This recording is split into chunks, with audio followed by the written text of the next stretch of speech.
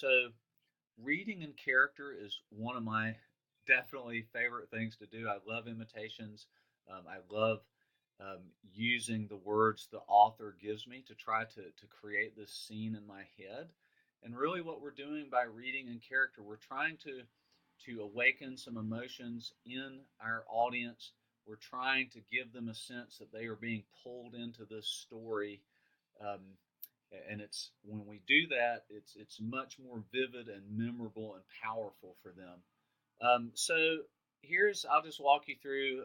This is a scene from The Goblet of Fire, from the chapter where Harry and Cedric get pulled by the port key to the Riddle family graveyard. And this is a really powerful scene, one of my favorites, and I'll just read it, and I'm going to read this like I would if I was reading this book aloud to my children. So, from far away, above his head, he heard a high, cold voice say, "Kill the spare." A swishing noise and a second voice, which screeched the words to the night, "Avada Kedavra." And keep in mind this last part, that's Wormtail talking. It's not the same voice as Kill the Spare with Voldemort. Okay. Now, so what did I do?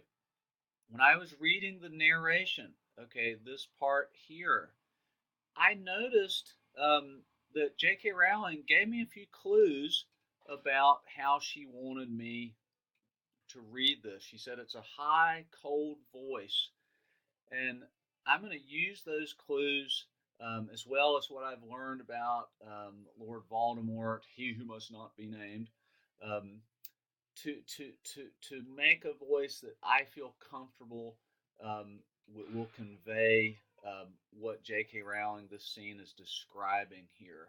Okay, so again, I don't just say she heard a high cold voice say, "Kill the spare." I say a high cold voice say, "Kill the spare," and that's when I shift into the actually trying to imitate what I think the character will be like. And you can see also J.K. Rowling. She gave us some clues, and most authors do this. They want to create that movie in our minds. And she said, which screeched the words to the night. And I also know this is the killing curse. I know Wormtail's sort of a despicable, weak kind of scoundrel, and so he again both these characters are going to say this with some anger almost. It's not going to just be like a swishing noise in a second voice which screeched the words to the night of Avada Kedavra. Well, I want to give it some feeling that pulls the readers in there. So that's a little bit about reading in character.